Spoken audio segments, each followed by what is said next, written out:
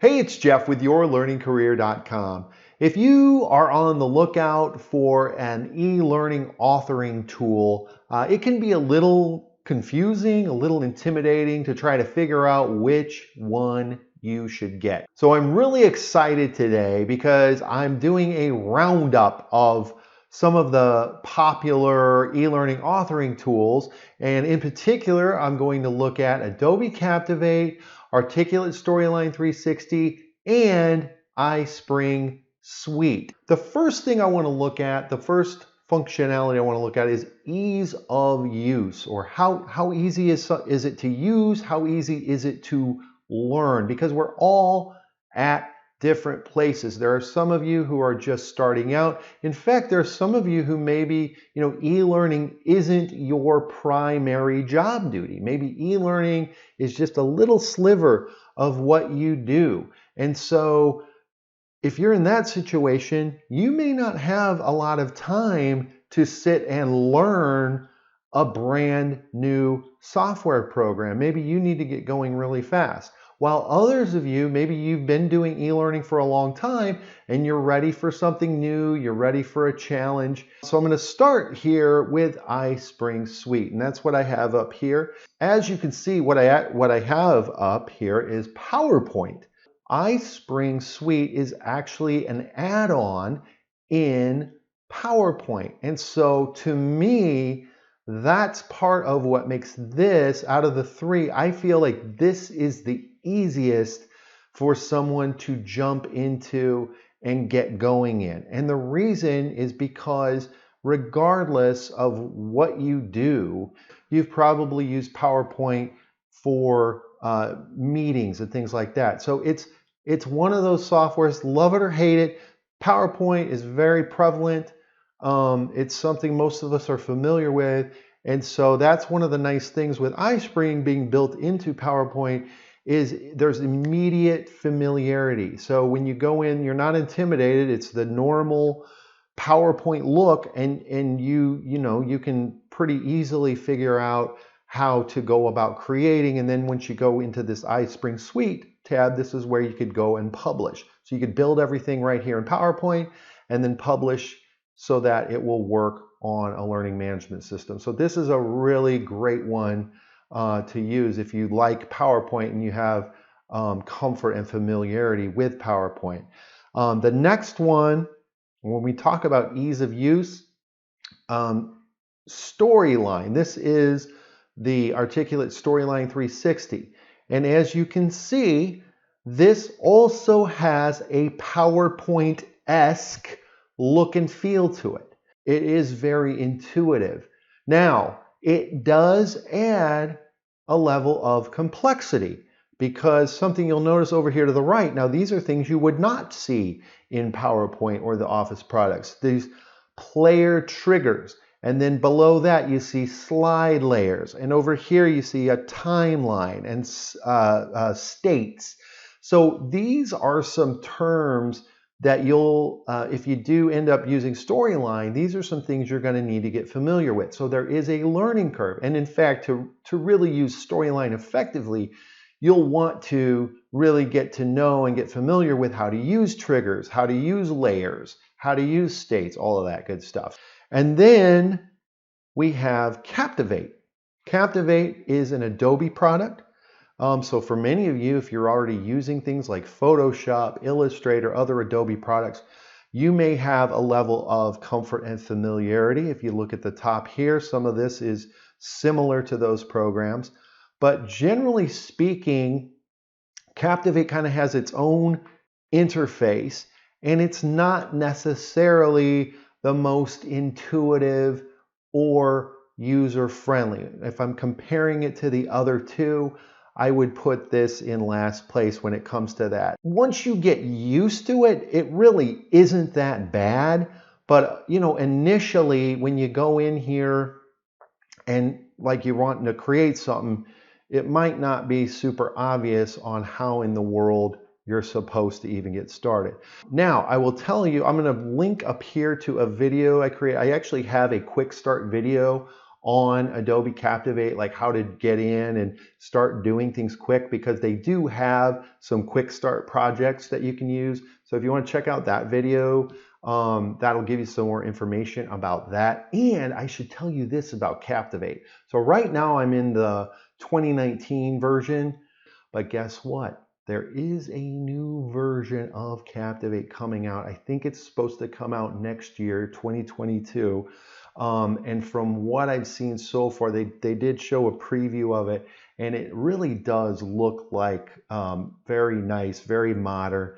It looks like they did take some time to update the interface. So the next thing I want to talk about, I was just talking about PowerPoint, and I want to continue that theme of PowerPoint. And the reason is because in the corporate world, and actually probably in the education world too, a lot of our training is built in PowerPoint, especially if you do a lot of instructor-led training, you're typically going to have a lot of PowerPoints. And oftentimes, companies will want to take that classroom training and turn it into some kind of e-learning. And so, like I said, a lot of our stuff we've already built in PowerPoint. And so one thing you might consider when you're looking at different authoring tools is, how does that particular authoring tool handle PowerPoint? Because you might find yourself in a situation where you're asked to, hey, take these 50 PowerPoints and produce something that will work on our learning management system.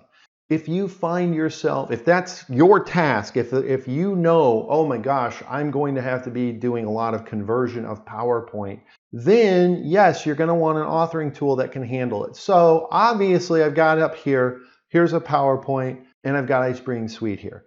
Obviously, as I already mentioned, iSpring is built into PowerPoint, or it's an add-on to PowerPoint. So yes, if you have PowerPoints that you need to convert, this is going to be the easiest way to do it, right? Because it's already there. This is a PowerPoint. All I have to do is go to this tab, I go to publish, and I can create something that would work on the learning management system. Now, I'd probably want to go in and edit some things and look at the player and this and that. But my point is, as far as bringing PowerPoint in and having it work the way you expect it to, this is going to be the easiest way.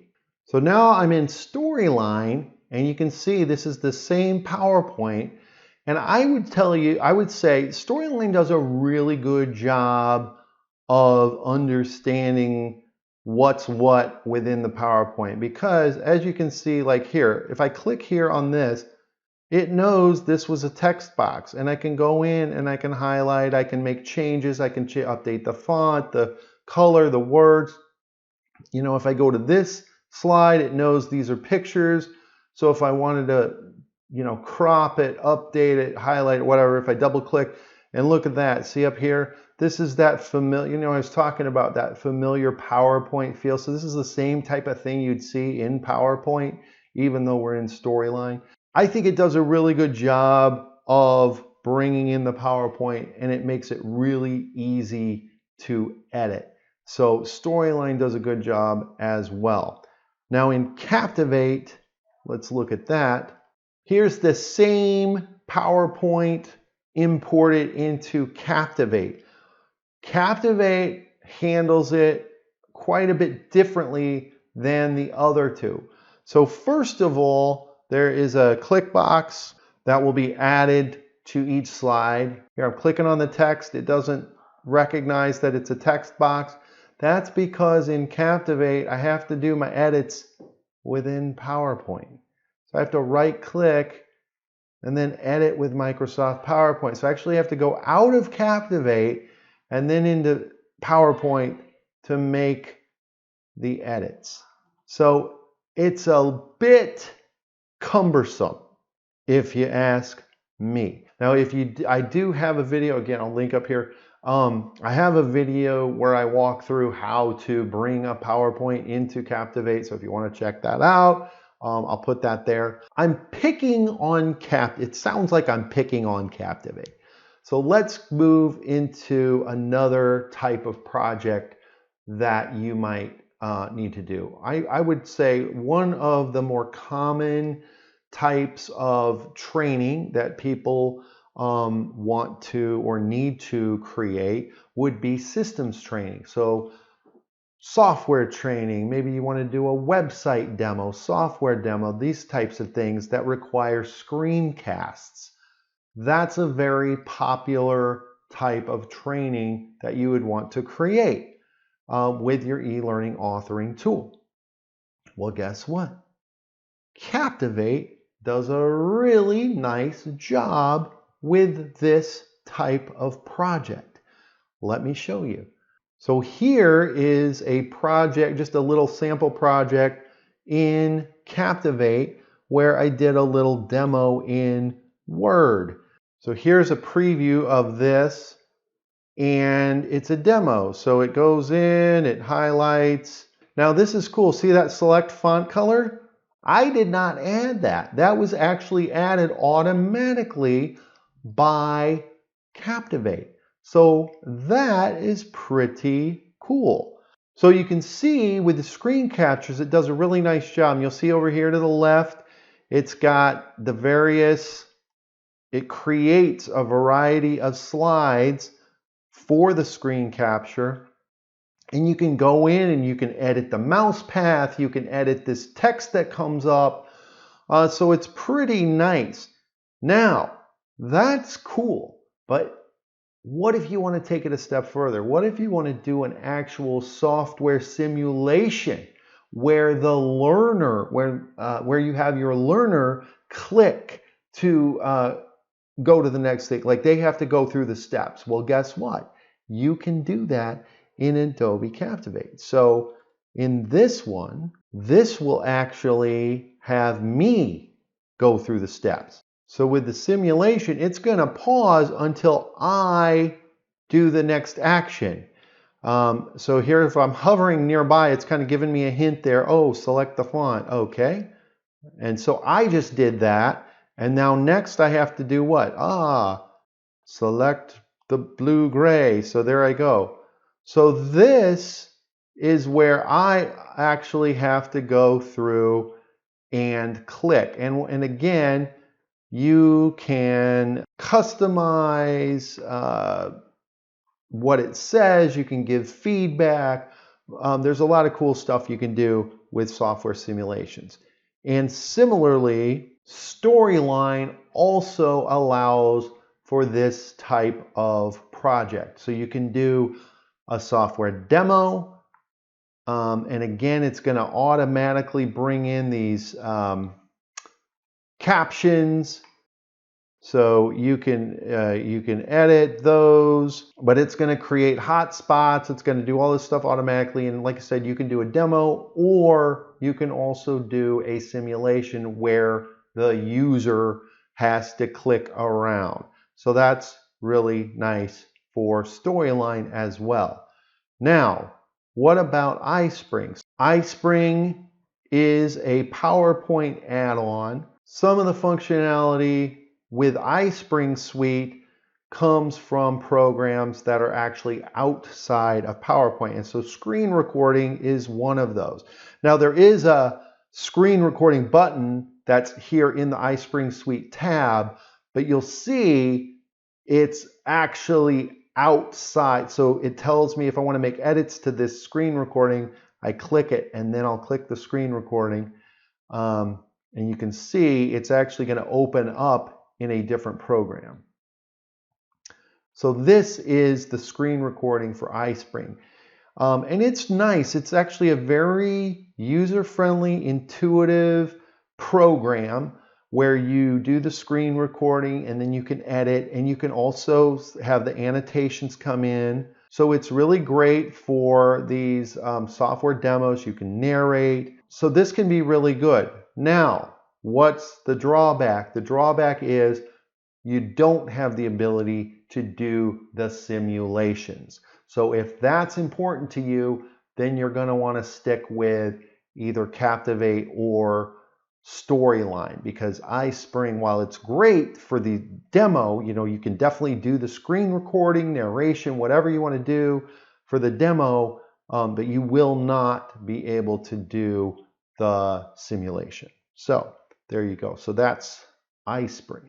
All right, so we're going to stick with iSpring, and the next thing I want to look at is what I'll call sort of the bread and butter stuff with an e-learning authoring software. So we looked at, bringing PowerPoints into it. We looked at systems and software type projects. But what about your everyday projects where you're building interactivity, various interactivities into your courses? How do these three stack up when it comes to that? So I'm here in iSpring Suite. So let's say, for example, a really simple type of interaction would be a click and reveal. So if I want to click on this, and then this step in the process will show up, okay? With iSpring, there are some interactions like that you could use PowerPoint's functionality to do. And so in this case, I would use animations, and I would use the trigger functionality. So basically, for this to animate, I'm going to set a trigger of on click of triangle 1, so that when the person clicks on this, and I'll just show you real quick.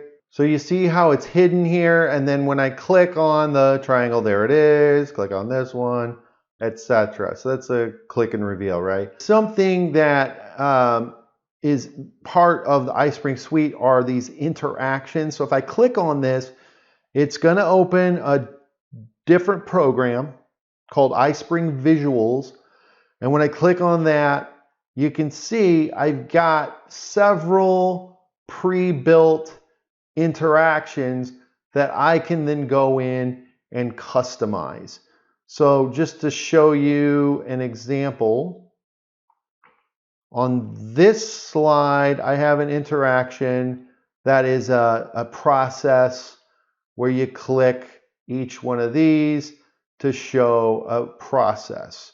And to edit it, I have to click on it and then click on interaction. And then you can see here, and then I can go in and I can customize the text.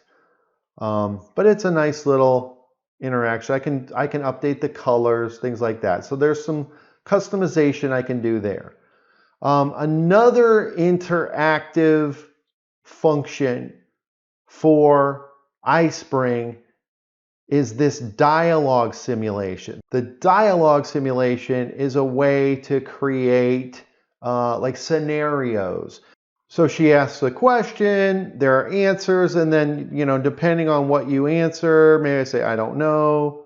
Oh, she doesn't like that answer. Okay, and then you can continue. So this is iSpring Talkmaster. This is another program. So again, some of the things with iSpring, they're separate program from PowerPoint. So you can create things like these scenarios, and then you can branch. You can do branching, but you basically, you go in, you pick a picture, you pick a background, and then you can create your scenario and your situation. So it's a pretty nice little tool. It actually makes it really easy to create branching scenarios. So that's another interactivity type thing that you can do with iSpring Suite. All right, next, let's look at Storyline. So in Storyline, what's really nice about Storyline is basically anything I click, I can create some kind of trigger or interaction. So this is where, so again, I'm going back to this click and reveal thing. So to do that, this is where I start getting familiar with my triggers and my states. So for example, you see this text box, and if we look at states, the initial state is hidden. So I don't want it to show. And then what I've done here is on my triangle here, I've got these triggers. It's to change the text box to normal when a person clicks on that triangle. Now what's cool about triggers is you can do so much more. So in this example, I'm changing this from invisible to visible, right? But look at this, when I double click on the trigger, let me just show you. So right now this action is change state of, but check it out. Look at all of these different actions I can do with a trigger. There are all kinds of possibilities. And then what's really nice with Storyline too, you know, with these triggers is I can have more than one. So if I want to click on that triangle and I want to have several things happen, I can do that. I can add more triggers, and it's really easy. Like once you understand how the triggers work, it's a very, it's a really, it's an intuitive and easy to use workflow to use these triggers, to use the layers, and to use the states. So that's how interactivity works within Storyline, and I hope you can appreciate that this gives you a lot more options. So while the things I just showed you in iSpring, they're really nice, but they are limited. Whereas here you have a lot more control. So if you want to be really, if you're very specific with the type of interactivity you want to do, you want to really be able to customize it, then Storyline gives you a lot more options to do that. And same with Captivate. In Captivate, now Captivate does interactivity very differently from Storyline. And in my opinion, it's not as intuitive as what we just saw in Storyline, but it does the job. And with Captivate, your interactivity is mainly going to come from buttons and click boxes. So in this case, we have the process where I want them to click on the triangle and reveal this. So I use my click box here. First of all, this text I've hidden. That's what this is, not visible in output. So I've got that selected there. Then I have the click box. And over here in the click box properties, this is where I tell it how I want it to act. So in this case, I want it to show the text caption. And then there's these other things I can, click on, depending on what I want it to do. There's other options here. But like we saw with triggers, show is just one thing. If I click here, look at this. This has all kinds of options for interactivity for my click boxes. So this click and reveal, like this is a super simple, basic example, but there's all kinds of other stuff you can do. And to go even further, one of the cool things with Captivate are these advanced actions.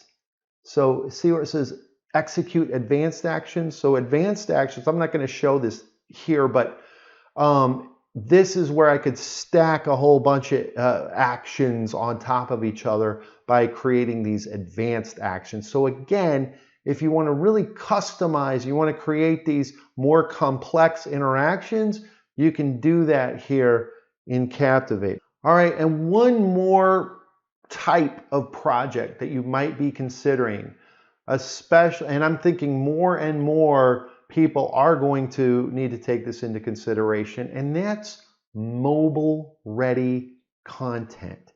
Is your learning able to be viewed on mobile devices, phones, tablets, as well as laptops? I think this is another important consideration when you're looking at these authoring tools. I'm going to start with Captivate. Now, Captivate has a very unique way of handling mobile or responsive projects. Ideally, you want your course to be able to be viewed on multiple devices. So if your learner maybe starts the course on their laptop at work, but then they want to continue it on their phone, on the bus, whatever, they can, and they can still have a good experience. And Captivate has something very unique called fluid boxes, and you'll only see it. So you'll see here up at the top here, fluid box. And this is only when you see how I go to new project and there's responsive project. So you got to make sure when you start your project, you need to pick responsive project. That's where you're going to see the fluid boxes. And the fluid boxes allow you to create truly responsive content. So if you look up here, it lets me test it out. It lets me drag this in. Check it out. That's pretty cool. It automatically resizes everything depending on the device. Now, so that's awesome. So that's true responsiveness. Now, the only thing is the fluid boxes, they do take, like you got to really kind of work with them and understand how they work. It's not something that you'll necessarily be like, oh yes, and everything works right out of the gate.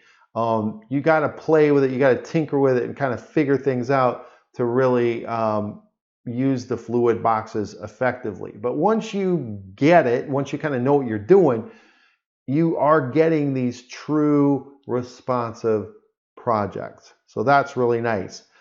All right, so in Storyline, the player is responsive. Let me show you. So here we are in laptop view, but look what happens when I go to phone portrait view. Yikes. Well, okay, good. Hey, the player, like I said, the player is responsive. That's cool. The navigation, the menu, etc. But look at the slide. The slide just stayed the same. What are you going to do? Well, you could, if you know all of your users are going to use a phone, you could design your slides to be vertical and fit your content that way, right?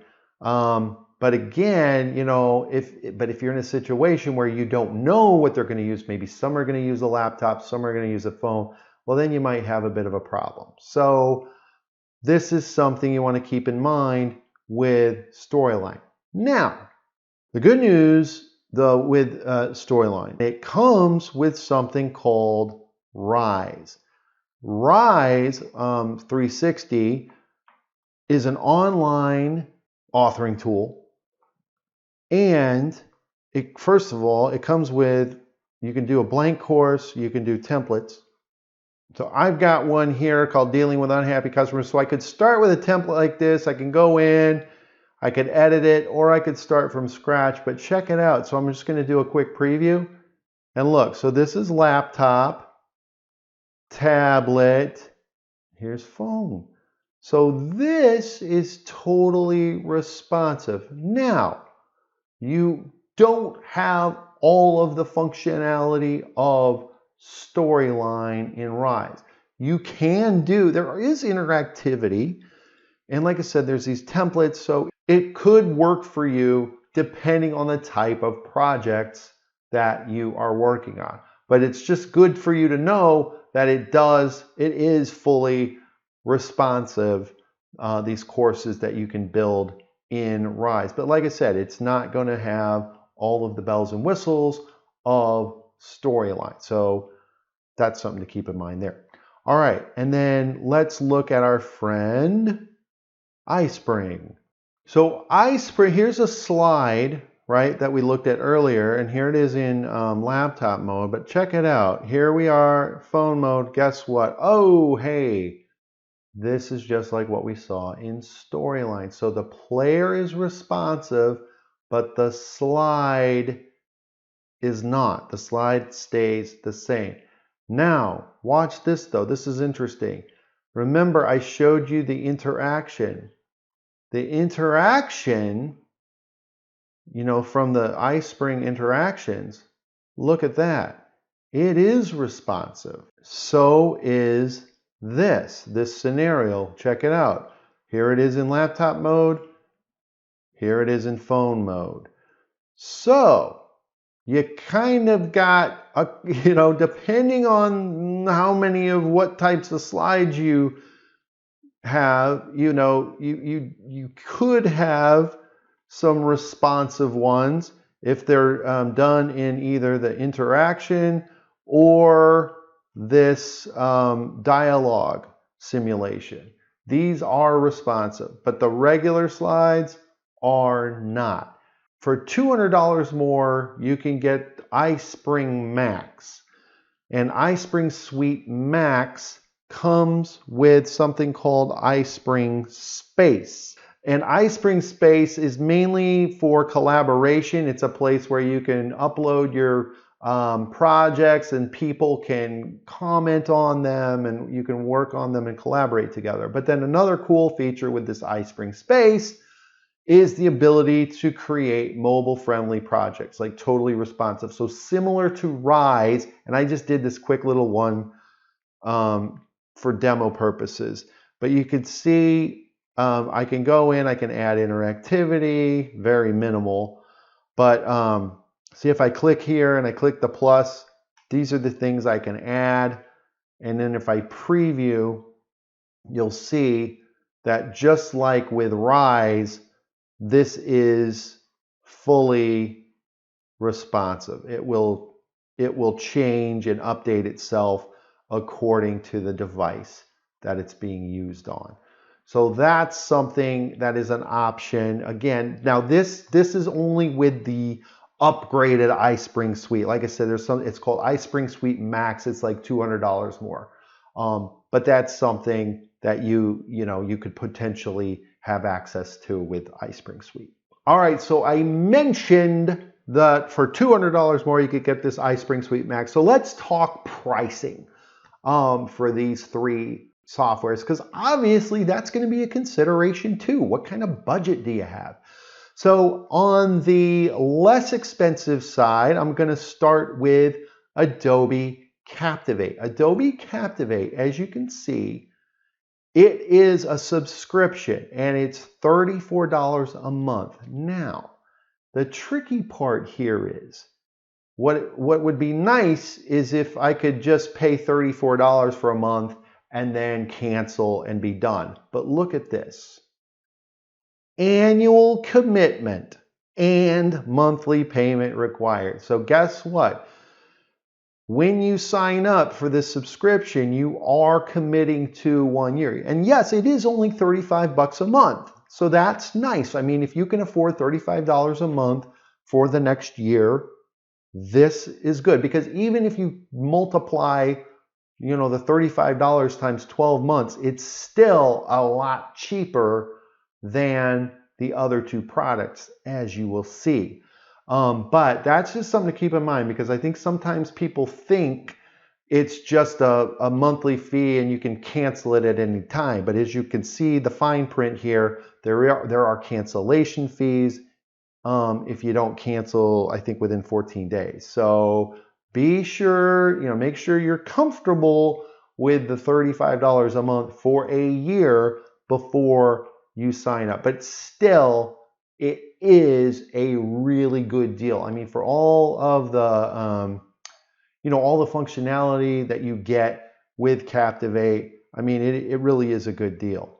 All right, what about iSpring? So second most economical, I'll say, iSpring Suite is $770, and that's for just iSpring Suite. But actually, when I say just iSpring Suite, well, it does come with, when you get iSpring Suite, you get all these other programs too. You get the Cam Pro, you get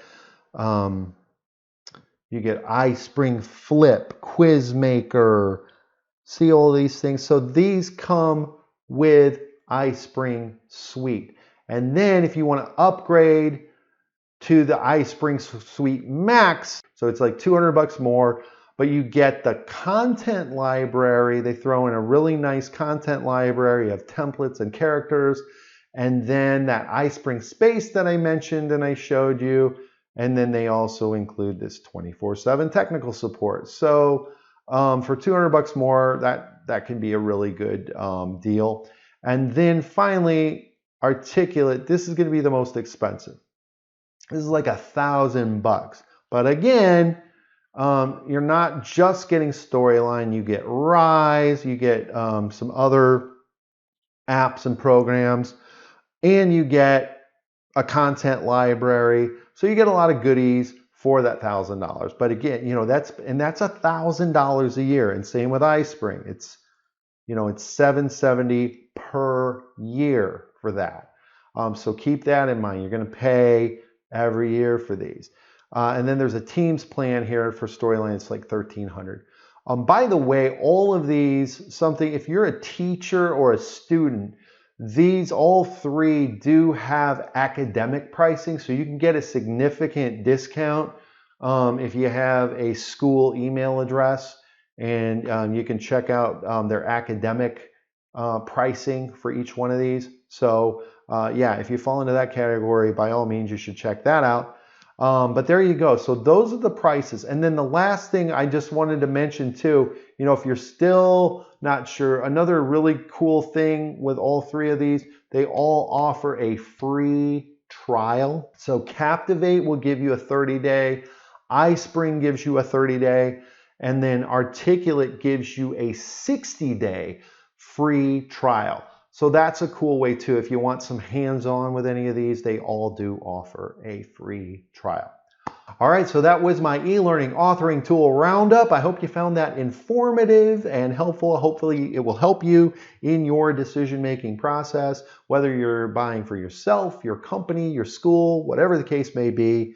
I just want you to find the one that will work best for you. By the way, I'm also going to be publishing some videos on each one of these individually. I will link to those in the description below as I publish them, so be sure to check that out. And I will also provide links to each one of these tools so that you can go out and do some more research and buy one, if you decide to do that.